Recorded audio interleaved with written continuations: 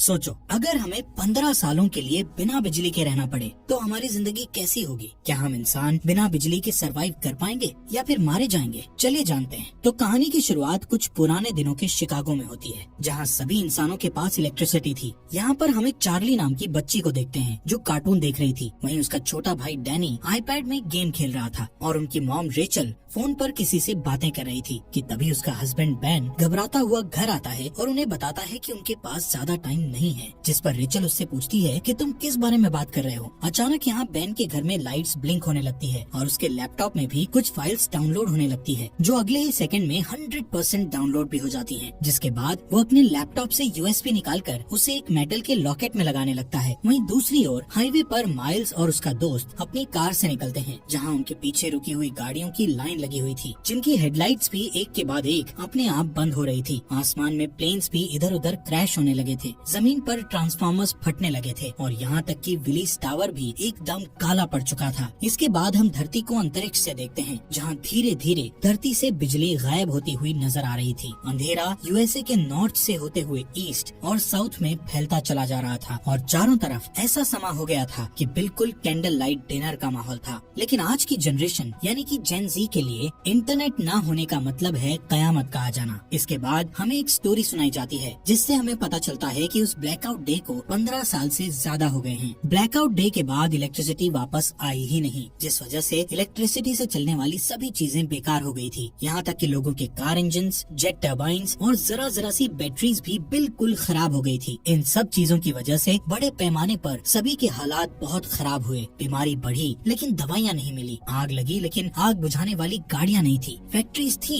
लेकिन वहाँ खाने के लिए कुछ नहीं था और सभी लोग हाथ से काम कर रहे थे। जिसके बाद जल्द ही सरकारें गिरने लगी और मिलिटियाज पड़ने लगी थी। ब्लैकआउट के बाद यूनाइटेड स्टेट्स 6 भागों में बंट चुका था, जो कि the Monroe Republic, the Georgia Federation, the Plains Nation, Texas, the California Commonwealth और बाकी बंजर जमीन थी। इन सभी शहरों के ऐसे हालात को देखकर ज्यादातर लोग यहाँ से कहीं और शिफ्ट हो चुके थे, जिनमें से एक बैन और उसकी फैमिली भी थी, क्योंकि वो वहाँ के विलेज एरिया में रहने लगे थे, जो कि द मोनरो रिपब्लिक एक पीसफुल कॉलोनी थी, जहाँ कुछ 100 लोग जाकर बस गए थे। यहाँ हमें पता चलता है कि बैन की वाइफ का कुछ साल पहले ही देहांत हो गया था और अब वो एक ब्रिटिश मेडिकल डॉक्टर मैगी को डेट कर रहा था। उसके बच्चे डैनी और चार्ली भी अब बड़े हो चुके हैं, लेकिन डैनी को अकेले रहना ज्यादा पसंद है, क्योंकि वो अस्थमा की बीमारी से गुजर रहा है। ऐसे ही एक दिन चार्ली अपने भाई के साथ जंगल में जाती है, जहाँ उन्हें एक एबेंडन वैन दिखती है। चार्ली उसके अंदर जाती है और वहाँ उसे एक मिनी फ्रिज मिलता है, जिसे देखकर उसे अपने बचपन की याद आने लगती है, जब ब्लैकआउट डे के बाद उसके मॉम डैड ने उसे वो पिघली हुई आइसक्रीम दी थी, क्योंकि वो उस वक्त की आखिरी आइसक्रीम थी। एक दिन जब चार्ली हर दिन की तरह जंगल में एक चक्कर लगाने जाती है, तब मोनरो मिलिटिया, जो कि मोनरो रिपब्लिक की मिलिट्री फोर्स है, वो कॉलोनी के अंदर आते ही धावा बोल देती है। मिलिटिया की कलाई पर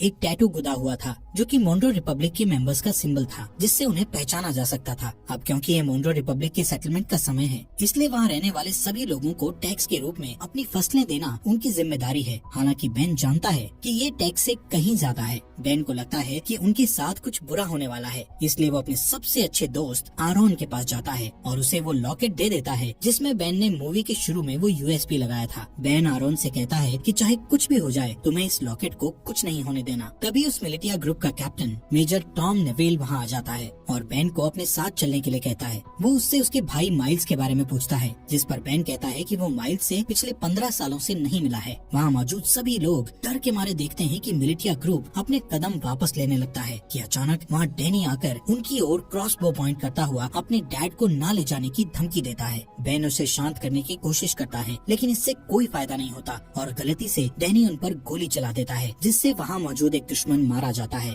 ये देखकर एकदम से सभी लोग मिलिटिया पर हमला करना शुरू कर देते हैं, लेकिन इस लड़ाई में उनका कोई मुकाबला नहीं होता और कई लोग मिलिटिया द्वारा मारे जाते हैं, जिसमें टॉम और बाकी लोगों को छोड़ दिया जाता है। लेकिन मिलिटिया ने डैनी को बंदी बना लिया था। कुछ देर बाद जब चार्ली वापस अपने घर आती है, तो यहाँ वो अपने डैड को खून में लथपथ पाती है, जहाँ वो अपनी आखिरी सांसें ले रहा था। वो उसे बताता है कि डैनी को मिलिटिया के लोग किडनैप करके ले गए हैं और अब उन लोगों की आखिरी उम्मीद सिर्फ माइल्स ही है, जो शिकागो में कहीं रह रहा है। चार्ली रोते हुए अपने डैड को बचाने की कोशिश करती है, लेकिन बेन मरने से पहले उसे अंकल माइल्स को ढूंढने के लिए कहता है, जिसके बाद उसकी मौत हो जाती है। अपने डैड के ऐसे मरने से चार्ली पूरी तरह टूट चुकी थी, लेकिन उसके पास शोक बनाने तक का टाइम नहीं था। वो अपना सामान पैक करती है और अकेले बाहर निकलने के लिए तैयार हो जाती है, लेकिन मैगी और आरॉन उसे अकेले नहीं जाने देते, जिसके बाद वो खुद उसके साथ जाने को तैयार हो जाते हैं, जो चार्ली को बिल्कुल पसंद नहीं आता। इसके बाद तीनों खतरनाक रास्तों से होते हुए पूरे दिन सफर करते हैं, जिससे तीनों के बीच बॉन्ड और भी ज्यादा मजबूत हो जाता है। अगले दिन चार्ली जब पानी लेने के लिए झरने के पास जाती है तो उसे एक नेट नाम का लड़का दिखता है, जिसे देखकर वो वहीं रुक जाती है। अब क्योंकि पूरी दुनिया ब्लैकआउट में चली गई थी, इसलिए तब के बाद से हर इंसान को पहली बार में देखकर खतरा ही समझा जाने लगा था। यहाँ तक कि चार्ली जैसी लड़की के लिए बहुत सी चीजें दिमाग में होती हैं, लेकिन खुशकिस्मती से नेट सिर्फ उससे उसका नाम पूछता है और उसे जाने देता है। उस रात चार्ली और उसके दोस्तों को एक टूटा फूटा प्लेन मिलता है, जिसमें वो रात गुजारने की सोचते हैं, लेकिन बदकिस्मती से ये स्कैवेंजर्स ग्रुप का ठिकाना था, जहाँ उन लोगों को देखकर कुछ चोर यहाँ आते हैं और चाकू की नोक पर उनमें से एक चार्ली को उनसे दूर ले जाता है। मैगी को यहाँ कुछ खतरा महसूस होता है कि तभी वो अपने तेज दिमाग का इस्तेमाल करके उन चोरों को विस्की पिला देती है, जिसके ठीक बाद वो लोग उल्टी करते हैं और मर जाते हैं। वहीं दूसरी ओर आखिरी चोर चार्ली को मारने की कोशिश करता है कि तभी अचानक वहाँ नेट आ जाता है और उसे बचा लेता है। अगली सुबह नेट उन तीनों के साथ जाता है, क्योंकि यहाँ पता चलता है कि वो भी उनके साथ शिकागो जा रहा है। मैगी उसे अपनी टीम में देखकर कंफ्यूज हो जाती है, क्योंकि नेट उसके लिए बिल्कुल अनजान था, इसलिए वो चार्ली को वार्निंग देती है कि उसे ऐसे ही किसी पर भरोसा नहीं करना चाहिए। लेकिन कुछ देर बाद उसे याद आता है कि हर कोई बुरा नहीं है, इसलिए अब उसे नेट से कोई परेशानी नहीं थी। अगले सीन में जब मेजर टॉम और उसकी आर्मी आराम कर रही थी तो डैनी इस बात का फायदा उठाकर वहाँ से भागने की कोशिश करता है और हथकड़ियों का ताला खोलकर भाग जाता है। लेकिन कुछ दूर और भागने के बाद उसे अस्थमा का दौरा पड़ता है और वो वहीं एक घर के पास गिरकर बेहोश हो जाता है। कुछ घंटों बाद जब उसकी आँख खुलती है तो वो अपने सामने एक लड़की को उस पर बंदूक ताने देखता है। वो लड़की अपना नाम ग्रेस बताते हुए उससे पूछती है कि वो कहाँ से आया है, जिस पर डैनी बताता है कि कुछ लोगों ने उसे किडनैप कर लिया था, जिनसे बचता हुआ वो यहाँ आया है। ये सुनकर वो लड़की बंदूक नीचे करती है, जिसके बाद वो उसे अस्थमा पंप देती है और बताती है कि ये उसके मरे हुए बेटे का है। इसके बाद हम उन चारों के ग्रुप को देखते हैं जो फाइनली शिकागो पहुंचते हैं, जो कि मोन्ट्रो रिपब्लिक में ही है। यहाँ देखने लायक बात है कि रिगली फील्ड पूरी तरह से आईवी प्लांट से कवर्ड है, सड़कें मछुआरों से भरी हुई है और फोक्सवैगन बीटल जैसी गाड़ियों को घोड़े की बग्गी में बदल दिया गया है। बेन की बताई जानकारी के बाद वो सभी एक होटल में पहुँचते हैं। बारटेंडर से माइल्स के बारे में पूछते हैं। पहले तो वो बारटेंडर माइल्स नाम के किसी इंसान को जानने से मना कर देता है, लेकिन जब चार्ली उसे अपने डैड बेन के बारे में बताती है कि हाल ही में उनकी डेथ हुई है, तो वो बताता है कि वो खुद ही माइल्स है, लेकिन वो उन सभी से अपनी पहचान को छुपाए रखने के लिए बोलता है। कुछ देर बाद माइल्स अपनी भतीजी को अंदर ले जाता है और उससे प्राइवेटली बात करता है, जहाँ चार्ली बताती है कि कैसे मिलिटिया ने उसके डैड को बेरहमी से मार डाला और डैनी को किडनैप करके अपने साथ ले गए। जिसके बाद चार्ली उससे पूछती है कि वो लोग हमारी फैमिली के पीछे क्यों पड़े हैं, जिस पर माइल्स कहता है कि जरूर बेन कुछ न कुछ उस ब्लैकआउट के बारे में जानता था। वो कहता है कि मोन्ट्रो रिपब्लिक के लीडर जनरल मोन्ट्रो एक क्रूअल डिक्टेटर था, जो पूरे देश और पूरी दुनिया को अपने कब्जे में करना चाहता था, लेकिन उसके लिए उसे कुछ हथियारों की जरूरत थी, जैसे कि फाइटर प्लेन्स, टैंक्स और यहाँ तक न्यूक्लियर बॉम्ब्स। और क्योंकि बेन अकेला ऐसा इंसान था जो ब्लैकआउट क्यों हुआ था उसके बारे में जानता था और मोन्ट्रो को विश्वास था कि वो इससे निपट सकता है। ये सब सुनने के बाद चार्ली अपने भाई डैनी को लेकर और ज्यादा चिंतित हो जाती है और अपने अंकल से उसकी मदद करने के लिए कहती है, लेकिन सरप्राइजिंगली वो उसकी मदद करने से साफ मना कर देता है, क्योंकि उसका मानना था कि ये काम बहुत रिस्की है और वो इस काम को करने के लायक नहीं है। जिससे नाराज होकर चार्ली वापस अपने ग्रुप के पास जाने के लिए तैयार हो जाती है। उसे परेशान देखकर नेट माइल्स के पास बिल्कुल लड़ने के मूड में जाता है, लेकिन तभी माइल्स नेट का हाथ पकड़कर उठता है, जहाँ पता चलता है कि नेट भी मोन्ट्रो मिलिटिया का मेंबर है और वो चार्ली और उसके दोस्तों के साथ मिलकर माइल्स तक पहुँचना चाहता था। ये जानकर हर कोई हैरान हो जाता है, लेकिन इससे पहले कि वो कुछ कर पाते नेट वहाँ से भाग जाता है। अब मिलिटिया को उनकी लोकेशन का पता होने के बावजूद भी माइल्स अपनी जगह को छोड़ने से मना कर देता है, क्योंकि उसका मानना था कि वो अकेला ही पूरी फौज का सामना कर सकता है। चार्ली और बाकी लोग भी माइल्स की मदद करने को तैयार थे, लेकिन माइल्स गुस्से में उन पर चिल्लाते हुए उन्हें यहाँ से दूर जाने के लिए कहता है। कुछ ही देर बाद नेट अपने साथ बहुत सारे आर्मी सेना को लेकर माइल्स से लड़ने आता है, लेकिन इतने सैनिक होने के बावजूद भी माइल्स सभी से बड़ी सफाई से तलवारों का इस्तेमाल करके लड़ता है और एक एक करके सबको मार देता है। जिसके बाद वहाँ चार्ली और उसके दोस्त वापस आ जाते हैं और माइल्स के साथ लड़ाई में शामिल हो जाते हैं। इसी बीच मिलिटिया का एक आदमी चार्ली को जान से मारने की कोशिश करता है, लेकिन अचानक से तभी नेट आकर उस आदमी को मार गिराता है। थोड़ी ही देर बाद माइल्स मिलिटिया के कैप्टन को जान से मारकर लड़ाई खत्म करता है, जिसके बाद वो चार्ली और बाकी लोगों के साथ डैनी को ढूंढने के लिए निकल जाता है, जो सुनकर भी सभी काफी खुश होते हैं। कुछ देर बाद माइल्स को अचानक से उस ब्लैकआउट डे का एक फ्लैशबैक याद आता है और यहाँ से सीन फ्लैशबैक में जाता है, जहाँ सारी दुनिया में अचानक अंधेरा छा जाने के बाद वो अपने दोस्त के साथ कार से बाहर निकलता है और अपने दोस्त के साथ मरीन कॉर्प्स बेस में जाता है, जहाँ हमें पता चलता है कि ये दोनों मरीन पुलिस हैं। यहाँ अंदर जाने के लिए उन्हें अपने हाथ पर बना वो एम नाम का टैटू दिखता है, जिससे पता चलता है कि माइल्स का दोस्त, जिसका नाम सेबेस्टियन मॉनरो है और वो इस समय मॉनरो रिपब्लिक का लीडर भी है। वहीं दूसरी ओर मेजर टॉम और उसके आदमी डैनी के फुटप्रिंट्स का पीछा करते हुए ग्रेस के घर तक पहुँचते हैं। डरी हुई ग्रेस डैनी को बचाने की कोशिश करती है, लेकिन जैसे ही टॉम उसे जान से मारने की धमकी देता है, तभी वो पीछे हटती है और टॉम उसके घर में घुसकर डैनी को पकड़ लेता है। उनके जाने के बाद ग्रेस चुपके से बेसमेंट में जाती है और एक लॉकेट निकालती है, जो बिल्कुल आरॉन के लॉकेट जैसा था। जैसे ही वो उसे दबाती है तो अचानक से कमरे में बल्ब चालू हो जाता है। इसके बाद ग्रेस उस लॉकेट को कंप्यूटर में लगाती है और किसी से चैट करना शुरू कर देती है।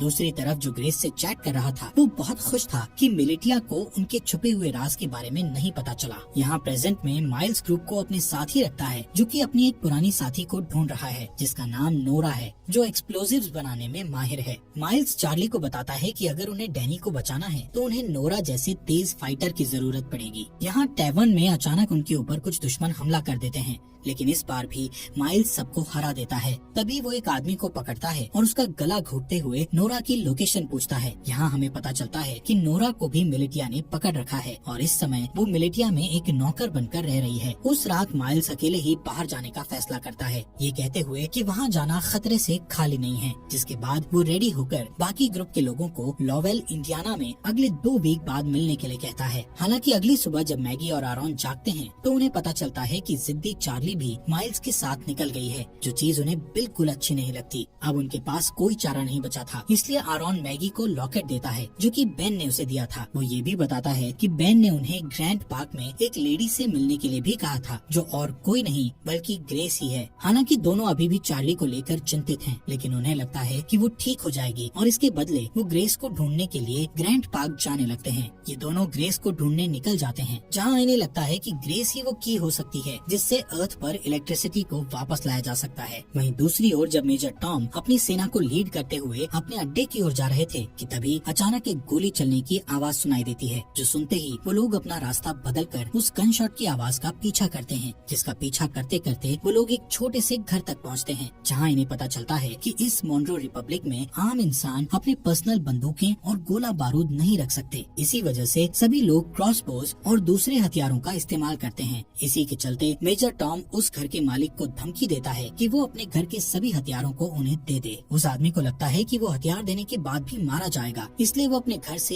एक बंदूक निकालकर बाहर खड़े एक आदमी को गोली मार देता है कि तभी मेजर टॉम उस आदमी को गोली मारकर उड़ा देता है। इन सब चीजों के बाद हम वहीं डरे हुए डैनी को देखते हैं। अगले सीन में मिलिटिया के अड्डे पर हमें फॉर्मली जनरल मॉनरो से मिलवाया जाता है, जिसका हाथ इन सभी बुरी चीजों में है। मॉनरो वहाँ मौजूद एक आदमी से अपने हथियारों के बारे में पूछता है, लेकिन जब वो डरा हुआ आदमी उसका कोई जवाब नहीं देता तो वो उसे बेरहमी से जान से मार देता है। जिसके बाद वो दूसरे रूम में अपने एक दूसरे वर्कर के पास जाता है, जहाँ हमें पता चलता है कि ये बेन की वाइफ रेचल है, जिसे हम मरा हुआ मानते हैं। यहाँ मॉनरो रेचल को बताता है कि बेन मर चुका है और ये सुनकर रेचल बहुत परेशान हो जाती है। इस दौरान चार्ली पूरे दिन जंगल में घूमती हुई आखिर में अपने अंकल को ढूंढती है, जहाँ माइल्स उससे गुस्सा था क्योंकि उसने उसकी बात नहीं सुनी थी। लेकिन जब चार्ली बताती है कि उसके भाई को अस्थमा का दौरा पड़ता है तो वो शांत हो जाता है। कुछ देर बाद उन्हें ढेर सारे मजदूर दिखते हैं जो हाथों से हेलीकॉप्टर को खींचकर ले जा रहे थे। यहाँ पता चलता है कि जनरल मॉनरो को विश्वास है कि एक दिन इलेक्ट्रिसिटी जरूर आएगी और उस दिन के लिए वो खुद को तैयार करना अभी से शुरू कर देता है। इन सभी मजदूरों में माइल्स नोरा को भी देखता है और चार्ली से कहता है कि उसे इतने सारे लोगों में से बचाना मुश्किल होगा, क्योंकि यहाँ कई सारे गार्ड्स के पास स्नाइपर राइफल भी हैं। लेकिन माइल्स अपने दोस्त को हर हालत में बचाना चाहता है। वो नोरा को बचाने का प्लान बनाते हुए रात होने का इंतजार करता है और जैसे ही रात होती है तो सबसे पहले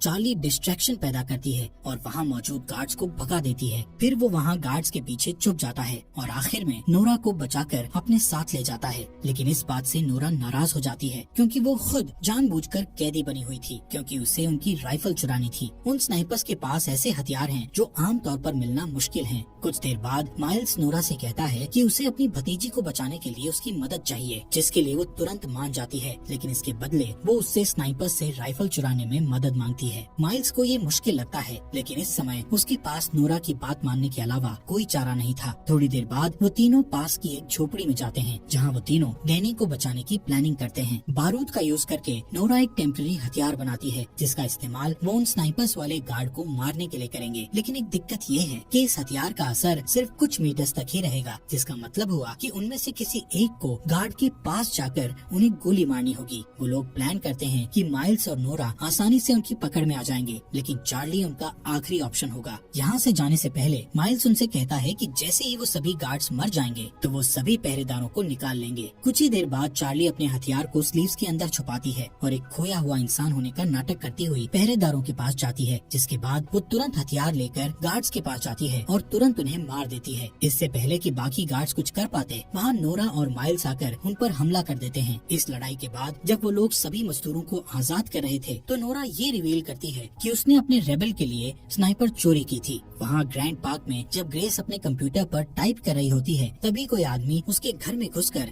उसके सामने आता है। उस आदमी के पास भी सेम वही लॉकेट था जो उसकी टेजर स्टिक एनर्जी छोड़ रहा था। दूसरी ओर माइल्स नोरा को रेबल का साथ छोड़ने के लिए मनाने की पूरी कोशिश करता है, लेकिन वो मना कर देती है। यहाँ हमें पता चलता है कि पहले ये दोनों कपल थे, लेकिन ब्लैकआउट के बाद उन्हें ब्रेकअप करना पड़ा। ऐसे ही कुछ देर बाद वो दोनों रेबल के ठिकाने पर पहुँच जाते हैं, जहाँ उन्हें एक पादरी मिलता है। पादरी खुश था कि नोरा स्नाइपर गन लेकर आई है, लेकिन बुरी खबर ये थी कि उनकी सेना पर अभी भी लगातार हमला किया जा रहा है। जब ग्रुप ठिकाने पर पहुंचता है तो उन्हें अंदर कुछ घायल आदमी बैठे मिलते हैं। पादरी यहाँ ये भी बताता है कि इन सभी आदमियों में से एक आदमी गायब है, जो सुनकर माइल्स तुरंत सभी को ये जगह छोड़ने के लिए कहता है, क्योंकि उसका मानना है कि मिलिटिया उसके आदमियों से पूछताछ कर रही है और इस जगह से भागने का यही सही समय है। नोरा इस बात के लिए मान जाती है, लेकिन उससे 30 मिनट मांगती है, क्योंकि वो घायल आदमियों को ठीक करना चाहती थी। बदकिस्मती से उसका ये डिसीजन गलत साबित होता है, क्योंकि कुछ ही मिनटों के बाद कैप्टन एडम मिलिटिया के साथ दिखाई देता है। उन्हें कुछ देर रोकने के लिए माइल्स अपने बेस्ट शूटर को स्नाइपर के साथ ऊपर भेजता है और उसका ये प्लान काम करता है, क्योंकि ऊपर भेजा गया वो स्नाइपर मिलिटिया के कई लोगों को घायल कर देता है, जिससे उन्हें पीछे हटने पर मजबूर होना पड़ता है। इस लड़ाई के चलते रात हो जाती है। यहाँ बेसमेंट के अंदर माइल्स और बाकी लोग दीवार के सहारे एक सुरंग बनाने की कोशिश करते हैं, ताकि एक तरफ से दूसरी तरफ जा सकें, लेकिन उनका ये प्लान पूरी तरह से फेल हो जाता है, क्योंकि दीवार में सुरंग खोदते समय दीवार गिरने लगती है और माइल्स उस गड्ढे में गिर जाता है, जिससे उनकी पूरी मेहनत खराब हो जाती है। ठीक इसके बाद छत पर बैठे स्नाइपर की मौत हो जाती है, जिसके बाद कैप्टन एडम और उसके लोग बेसमेंट में घुस जाते हैं। लेकिन माइल्स, जो बहुत बढ़िया तलवारबाज है, वो कुछ आदमियों को नीचे गिराता है और एडम को बंदी बना लेता है। फिर वो उसे दूसरे रूम में बंद कर देता है और यहाँ से भागने के तरीके सोचने लगता है। यहाँ हैरानी की बात ये होती है कि एडम माइल्स को पहचान लेता है, जिससे कमरे में मौजूद सभी लोग हैरान रह जाते हैं। ये देखकर चार्ली उनसे पूछती है, तुम एक दूसरे को कैसे जानते हो? यहाँ कहानी एक अलग मोड़ लेती है, जहाँ एडम ये रिवील करता है कि पहले माइल्स जनरल मुनरो का राइट हैंड था। यहाँ तक कि माइल्स वो इंसान है जिसने मिलिटिया को लड़ना सिखाकर इतना खतरनाक बनाया है। लेकिन इतना रिवील होने के बावजूद भी माइल्स उन्हें मारने पर अपना फोकस रखता है। माइल्स उनके सामने एक डील रखता है, जिसमें वो खुद को मुनरो मिलिटिया के सामने सरेंडर करेगा, लेकिन उसके बदले में उसके ग्रुप के किसी भी इंसान को कोई नुकसान नहीं पहुँचाया जाएगा। किसी वजह से एडम ये डील एक्सेप्ट कर लेता है। हो सकता है उसे अपनी जान की परवाह हो, इसलिए। खैर, इसके बाद जल्द ही माइल्स को मुनरो मिलिटिया ले जाया जाता है। यहाँ से सीन फ्लैशबैक में जाता है। यहाँ हम ब्लैकआउट के 2 वीक बाद का सीन देखते हैं, जब माइल्स अपने भाई को ढूंढने के लिए शिकागो आया था और उसका सबसे अच्छा दोस्त मुनरो भी उसके साथ था। वहीं रास्ते में उन्हें 2 आदमी मिलते हैं, जिनमें से एक आदमी दूसरे को बहुत बुरी तरह पीट रहा था। एक अच्छा इंसान होने के नाते माइल्स उनके पास जाता है और अपनी बंदूक निकालकर उनमें से एक को गोली मार देता है।